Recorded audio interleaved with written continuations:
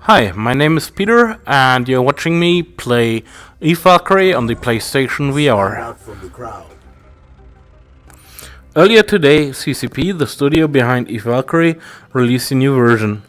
The new version, besides some other features, includes the customization of your character. The customization itself basically is the changing of your flight suit, the color of your flight suit, changing of your helmet, and the color of your helmet. While the flight suits don't look that different from another, but provide better looks through colors, the helmets are actually quite different. Some of them look quite weird, others look quite cool. Which one you like? Well, I guess you decide. You might notice that this video currently is a bit fast. That's because I set it to double speed. I don't want to bore you out with all the time that I spend in customizing. Now, if you look at the prices of the customization options, you will notice that they are quite high. By quite high, I mean a complete suit with a helmet and two colors can easily cost the same amount of money that your first few ships will cost you, which seems hardly an appropriate price for clothing. Now, some of the helmets actually look extremely strange, like this skull one.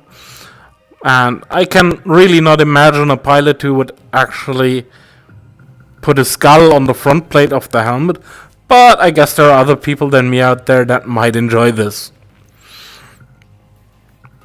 Now, personally, I would have liked to pick the last helmet, which you're going to see in a moment, simply because of my history in the game of EVE Online. People who know that I was in Finfleet and who know what Finfleet means know why I would say that. So, let's have a look at the new map. As you can see, the new map is within a field of ice asteroids, or iceteroids, like they called them. The match itself is a carrier assault map, which means that each side has a carrier, or in this case actually a supercarrier, from which they will launch, and which is the objective to destroy of the other side. Now, the structure you can see in the middle of the map, the structure I'm currently turning around and flying in, is a jump gate, which is currently still in build.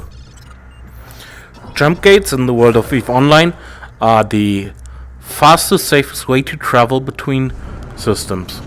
Systems that are actually part of the, let's call it colonized world, usually are connected with one or more jump gates to other systems. So you can basically fly to a jump gate and jump to another system.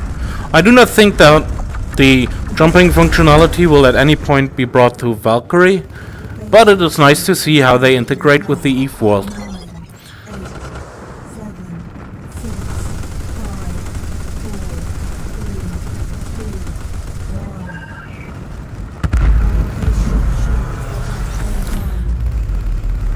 You might have heard this countdown. The countdown basically said something about when the shields of the ship are online or offline, which is something that in this game mode actually has to do with when they are vulnerable. You can see 3 points, A, B, and C, and if those points are captured, then the shield of the hostile carrier, of the carrier of the side that has not captured those points, will go down, and the attacking side will be able to actually fly into the carrier and destroy it. One thing you might notice if you're looking around, you can see that left at the moment there is ships flying around which actually exist in EVE Online. While those EVE Online ships, the bigger ships, are not actually adding anything in the matter of gameplay. I mean, who knows, maybe we see that later, but currently they don't. They are actually adding a lot to the atmosphere. For a previous EVE player like me, well, let me say it this way, I was cheering when I saw them the first time.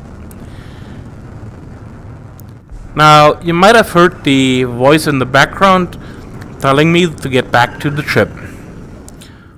When I was playing, I actually didn't hear the voice, so I didn't notice. I tried to get behind one of the other guys, and as you can see, I entered something that I shouldn't have entered and crashed. The actual cause of death is a collision. And I was killed by a collision. So, let's talk about the changes to the heavy class a bit. The heavy class previously was the most tanking class that you could get in, go in a brawl, simply tank the damage. You wouldn't cause as much damage as the fighters, but because of your larger tank, you would out-tank and by that, kill them. Now, if you would want to kill a heavy while you were in a light ship, you would have to get behind the heavy ship and stay there for quite a while applying your damage. Now, what the changes did was, for once, reduce the tank, so heavies have a lot less tank than they used to have, which means if you get behind a heavy, you have a much better chance to quickly take down the heavy. On the other hand, CSP decided to boost the weapons of the heavy, which were a bit weaker before. I think they boosted most of them by about 50%. So, if you get in front of a heavy, then there is a high chance you're going to be dust. Now, before I was playing this match, I did a match on this map in a heavy as well. The heavy I was flying in the match before, and I didn't record that, was the Goliath. I have spoken about the Goliath in previous videos.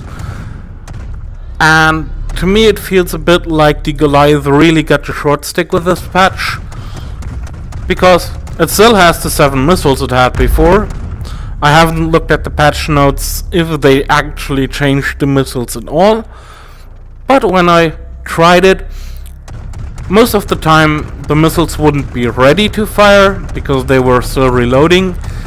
I saw the fighters sometimes even outrun the missiles for long enough till the missiles did not do any damage. And if that didn't happen, well, they used their ECM or anti-missile systems to prevent the missiles from doing anything. Meaning, I wasn't able to apply much damage with the Goliath at all. And worse, with the weakened tank, and I can tell the Goliath got the tank weakened, I kept exploding a lot. Now, I didn't record the previous match as I already mentioned, but I kinda wanna do a shout out to the guy who killed me the most. The thing is, I'm not really sure how to pronounce the name, so I'm sorry if I'm doing it wrong. Ricky Singh Chana, you did a great job in killing me, and after the game I saw you sent me something called a game alert. I'm really sorry, I'm new to the PlayStation and I have no idea what that means. So I guess I have to Google that later. Anyways, good game, sir.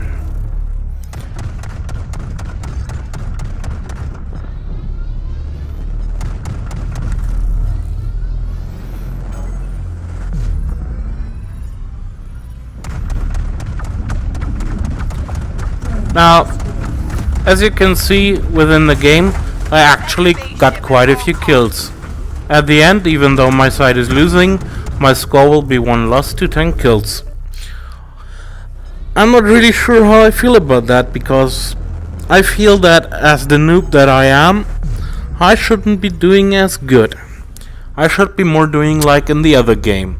So, what does that mean? That means I think that the Rhino and similar ships after the patch are a bit overpowered.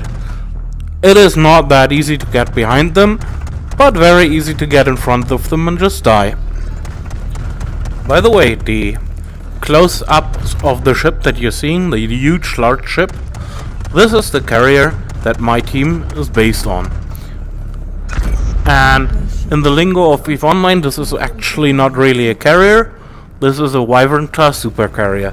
The Wyvern is the supercarrier of the Kaldari race, which is a hyper-capitalism in EVE Online. Now, for me as an EVE player of about 10 years, you might imagine that I would have been flying one of those ships. The truth is, I cannot afford it in EVE. Those ships are insanely expensive, and they're still cheap compared to the Kaldari Titan. So, while I do have a character which has all the skills for this ship and for the Titan in EVE Online trained, I have never been able to obtain my own. Since there is a few minutes left before this match ends, I would like to take this moment to talk a bit about the graphic style of Eve Valkyrie. Personally, I feel it is really well integrated into the Eve universe, and as a long-term Eve player, I can recognize a lot of the things that are done here. I have heard of other people who mentioned that the graphics effects, like for example the shield you just saw, or the warp effect you will see in a moment, look differently than the stuff looks in EVE Online, and those people are not wrong. On the other hand, I feel that those effects have been adjusted to fit the style or the kind of game that we're playing with Eve Valkyrie, and that's okay. It's actually better than trying to have something specifically look exactly like in EVE Online, just so it looks like an EVE Online, even though it's worse for this game. A good example for what I'm talking about is the acceleration gates. For a player who has not played EVE Online before, but many other games, if he is flying up to one of those circles with the blue in here, I might actually add a screenshot to this video, it will be instantly clear that this is actually something where you can fly in and it will trigger something. If you however have played EVE, you are expecting acceleration gates to look quite differently. The problem is the way the acceleration gates in EVE look are not recognizable for someone who has not played EVE as an acceleration gate. Someone would just fly, who has not played EVE would probably just fly up, look at it and say, what is that? Oh, down here you can actually see one of those gates I was talking about. But I didn't use it in this match. So, I'm going to sign off in a moment, simply because I want to go back to the game. I have about 1.5 minutes of footage left. I'm going to leave you with the footage, add a bit of music. Enjoy what you're seeing, enjoy this great graphics effects. Have a nice day, and as always, fly safe. I'll see you with the next video in a few days.